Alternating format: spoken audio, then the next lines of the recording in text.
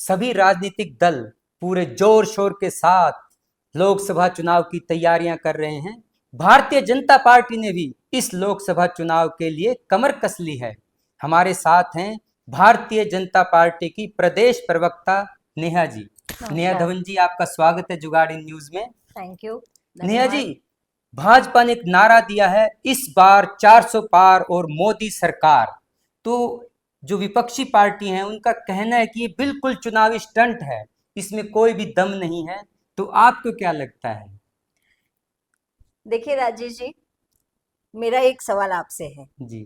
विपक्षी तो इस पर कुछ मर्जी कहें, as a journalist, as a पत्रकार, आपका क्या कहना है? क्या भाजपा 400 पार कर पाएगी? देखिए, तो जनता का रुझान है, अभी विश्लेषण चल रहे हैं और वास्तविकता तो कुछ ही समय में सामने आ भी जाएगी, कुछ ही दिन बचे हैं। तो जी, असल में हम बिल्कुल। आपसे जानना चाहते हैं कि वास्तव में इस बात में कोई वजन है? 100% वजन है। राजेश जी, सबसे पहले तो मैं ये बताना चाहूंगी कि इस बार लोकसभा के चुनाव में हम लोग तो ये बात कह रहे हैं 400 पार, लेकिन ये हम लोग नहीं कह रहे हैं, ये जनता ही कह रही है कि मैं हूं मोदी का परिवार और मैं मोदी के साथ खड़ा हूं। एक बार फिर से मोदी सरकार, ये जनता ही कह रही है और जनता ही है जो इस बार हमें 400 पार ले जाने वाली है एनडीए को, और 370 पार बीजेपी को ले जाने वाली है। इस बार लोकसभा के अंदर आपको माननीय नरेंद्र मोदी जी के प्रति स्नेह प्रेम और बढ़ता हुआ दिखेगा। बिल्कुल सही कहा आपने कि इस समय अभी भी आप चुनावी रुझान जानने की कोशिश कर रहे हैं, लोगों जी से जी। रूबरू हो रहे हैं। आप लोगों के पास जाएंगे और मुझे लगता है कि 20-25 दिन बाद जब मैं आपसे फिर से एक बार फोन पे बात करूंगी तो फिर पूछूंगी आपसे कि आपको रुझान कैसा नजर आ रहा है। जी जी। हरियाणा प्रांत ही नहीं, पूरे देश भर में बीजेपी का वोट परसेंटेज बढ़ा है पिछले दिनों से। बीजेपी की लोकसभा सीट ऐसे जगहों से, चाहे हम नॉर्थ ईस्ट की बात करें, चाहे हम साउथ की बात करें, कर्नाटक की बात करें, तमिलनाडु की बात करें, आंध्र प्रदेश की बात करें, वहां पर भी बीजेपी की लोकसभा सीटें बढ़ी हैं, विधानसभा सीटें भी बढ़ी हैं। इसलिए पूरे देश के माहौल को देखते हुए, और जो हमारी उत्तर क्षेत्रीय बेल्ट है जी उसमें तो आपको पता है भाजपा का जो है कंपैरिजन किसी भी अन्य पार्टी के साथ नहीं है। जी। लोकसभा के अंदर नरेंद्र मोदी के प्रति समर्थन, नरेंद्र मोदी की गारंटी के साथ विश्वास जनता का पहले से भरपूर बढ़ा है और एनडीए को 400 पार की सफलता जरूर जनता देगी। हरियाणा प्रांत में 10 की 10 लोकसभा सीट भारतीय जनता पार्टी की झोली में जाएंगी। नेहा जी, अभी जैसे जेजेपी और भाजपा का गठबंधन टूटा है, तो कई लोगों का ये विश्लेषण है कि ये तो पहले से ही तय था और ये सिर्फ एक स्टंट था और पहले ही तय हो चुका था जब ये गठबंधन हुआ था कि जैसे ही चुनाव आएंगे दोनों की राह अलग अलग हो जाएगी। देखिए, लोग कितने समझदार हैं। जी हरियाणा प्रांत के बारे में मैं हमेशा ये बात कहती हूँ मीडिया में कि हरियाणा के लोगों का पॉलिटिसाइज बहुत साल पहले हो गया था।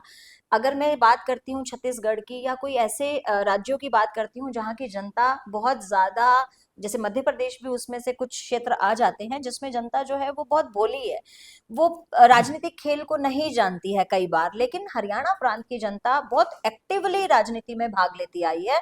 हरियाणा प्रांत के लोग बहुत समझदार है और उनकी समझदारी का ये बात है कि जेजेपी और बीजेपी का गठबंधन जो है वो जानते थे कि ये गठबंधन पोस्ट अलायंस है। ये गठबंधन चुनाव से पहले नहीं हुआ, चुनाव के बाद बात हुआ। है। जेजेपी अपनी तरफ से सीट जीत कर आई, अपनी तरफ से चुनाव लड़कर आई, बीजेपी ने अपनी तरफ से चुनाव लड़ा। उसके बाद एक राज्य को स्थायी सरकार देने के लिए, उस स्थायी सरकार क्यों देने के लिए, क्योंकि प्रांत की जनता के लिए विकास के काम करने थे, जन कल्याणकारी नीतियों को लागू करना था, बनाना था।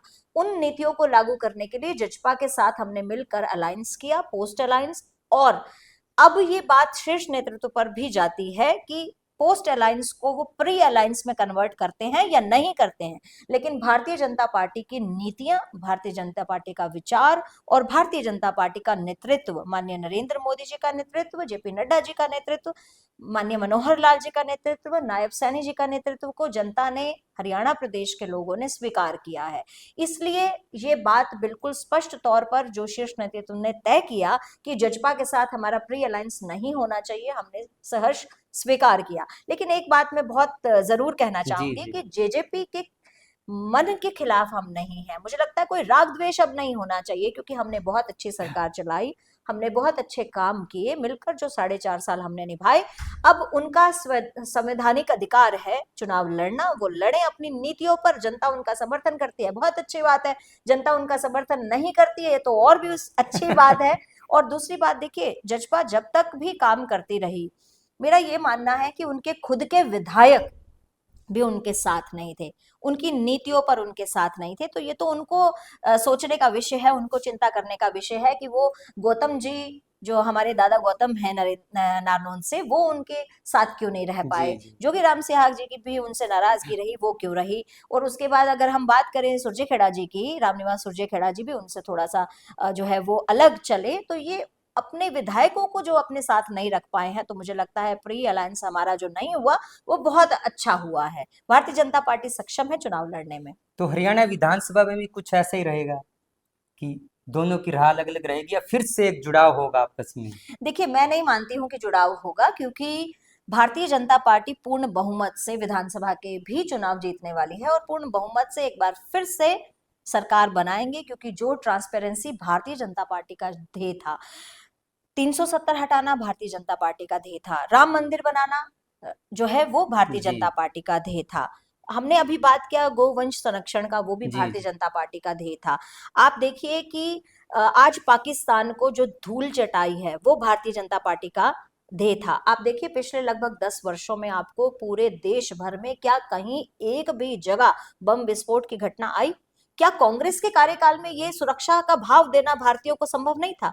बिल्कुल था। क्यों कांग्रेस के समय में सीरियल ब्लास्ट हुआ करते थे? क्यों कांग्रेस के समय में हर 6 महीने बाद कभी मुंबई में, कभी हैदराबाद में, कभी दिल्ली में बम विस्फोट हुआ करते थे? जम्मू कश्मीर में तो आए दिन डेली हमारे जवान जो है वो शहीद हुआ करते थे बम विस्फोट में। लेकिन भारतीय जनता पार्टी की सरकार जब से आई, नरेंद्र मोदी जी ने जब से सेंटर की कमान संभाली, हमने सुरक्षा एजेंसियों को इतना चौकस कर दिया, इतना चौकबंदी कर दी उनकी, कि आज कोई भी जो बेकार इरादे के लोग हैं, आतंकवादी इरादे के लोग हैं, वो लोग भी दुबक के अपने घर में छिप कर बैठ गए हैं कि अगर हमने बाहर निकल के देश की सुरक्षा को भंग करने का अगर काम किया तो हमारे परिवार पर बुलडोजर चल जाएगा। ये बुलडोजर का डर है, नरेंद्र मोदी का डर है, और भारतीयों को सुरक्षा देने का भारतीय जनता पार्टी का वादा है जो हमने निभाया है। नेहा जी, हम हरियाणा के जो अभी परिवर्तन हुआ है, जैसे कि भाजपा में बड़ा घटनाक्रम देखा गया, मुख्यमंत्री मनोहर लाल जी हटे, नायब जी आए हैं,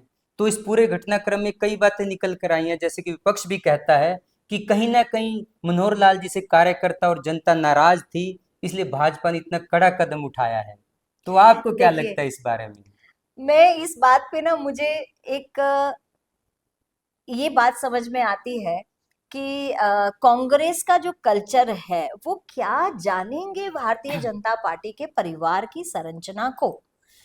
जिस पार्टी का उद्देश्य केवल और केवल एक परिवार यानी कि गांधी परिवार की चाटुकारिता करना हो, जिस पार्टी का उद्देश्य गांधी परिवार को शीर्ष पर रखना हो, जिस पार्टी में का नाम मुझे लगता है कांग्रेस के नाम को हटाकर गांधी पार्टी कर देना चाहिए, गांधी परिवार पार्टी कर देना चाहिए। क्योंकि कांग्रेस का उद्देश्य तो, कांग्रेस की विचारधारा तो वहां है नहीं। केवल गांधी परिवार के 4-5 सदस्य जो है, एक 4 सदस्य और एक उनका दामाद, केवल इन्हीं 4 सदस्यों के इर्द गिर्द पार्टी का पूरी संरचना है। वो क्या जानेंगे भारतीय जनता पार्टी के जो सैकड़ों हजारों परिवार मिलकर एक पार्टी को चलाते हैं, उसकी संरचना को कैसे समझेंगे। हमारे यहाँ पर जिम्मेदारी दी जाती है। आज मेरे पास में प्रदेश प्रवक्ता की जिम्मेदारी है, मेरे पास में बीच बीच में से विभिन्न दायित्व आते हैं, विभिन्न जिम्मेदारियां आती हैं। चाहे वो हांसी में नगर परिषद के चुनाव में बूथ मैनेजमेंट की जिम्मेदारी थी, चाहे वो ऐलनाबाद चुनाव में बूथ मैनेजमेंट की जिम्मेदारी थी, चाहे वो आदमपुर चुनाव में बूथ मैनेजमेंट की जिम्मेदारी थी, चाहे वो पंजाब में मेरे पास में जो है विधानसभा प्रभारी के नाते सानेवाल और पटियाला शहरी विधानसभा थी। ये जिम्मेदारियां हमें मिलती हैं, हम वो जिम्मेदारी निभाते हैं। उस जिम्मेदारी के बाद संगठन जो जिम्मेदारी तय करता है, हम उस अगली जिम्मेदारी को निभाने के लिए अपनी कमर कस देते हैं, और तुरंत वो जिम्मेदारी आते ही अगले अगले एक सेकंड में वो काम शुरू हो जाता है। उसी तरह से माननीय पूर्व मुख्यमंत्री मनोहर लाल जी को जो जिम्मेदारी दी गई थी, देखिए उससे पहले वो संगठन के महामंत्री भी रहे, उन्होंने उससे पहले अनेक दायित्वों पर संघ में भी काम जी किया, उसके बाद उनका दायित्व परिवर्तन हुआ, उन्हें मुख्यमंत्री बनाया गया, विधानसभा चुनाव लड़ाया गया। आज 9.5 साल बाद शीर्ष नेतृत्व को उनकी जिम्मेदारी केंद्र में चाहिए, उनको केंद्र में लेकर जाना है, इसलिए उनका जिम्मेदारी परिवर्तन हुआ है। जी जी और नायब सिंह सैनी जी ने जहां बूथ लेवल पर काम करते हुए जिला में काम किया, युवा मोर्चा के लिए काम किया, ओबीसी मोर्चा में काम किया, प्रदेश अध्यक्ष बने वो, उसके बाद उनको आज मुख्यमंत्री बनने का मौका मिला है। इस बात से तो दूसरी पार्टियां कैसे समझेंगी, कांग्रेस कैसे समझेगी, जो कि बड़े शीर्ष नेतृत्व उनके जो 3-4 नाम हैं, हरियाणा प्रांत में हुड्डा जी का खेमा अलग है, सुरजेवाला का खेमा अलग है, शैलजा का खेमा अलग है, किरण का खेमा अलग है, इन खेमों में बटी हुई कांग्रेस इस बात को कैसे समझ पाएगी कि जिम्मेदारी परिवर्तन क्या होता है। एक छोटी सी बात और कहूंगी जी राजेश जी, अगर आज कांग्रेस ओपनली मीडिया में जनता के सामने अपने कार्यकर्ताओं के सामने, मैं कहती हूँ कार्यकर्ताओं के सामने ही ये कह दे कि हरियाणा का अगला मुख्यमंत्री इस खेमे से है, ये नाम है, चाहे वो हुड्डा का नाम हो, चाहे वो सुरजेवाला का नाम हो, चाहे वो किरण जी का नाम हो, किसी भी वरिष्ठ नेता का नाम बोल दे, अगर आपको कांग्रेस एक छत के नीचे बैठी दिखा दूं मैं, तो आप मेरा नाम बदल दीजिएगा।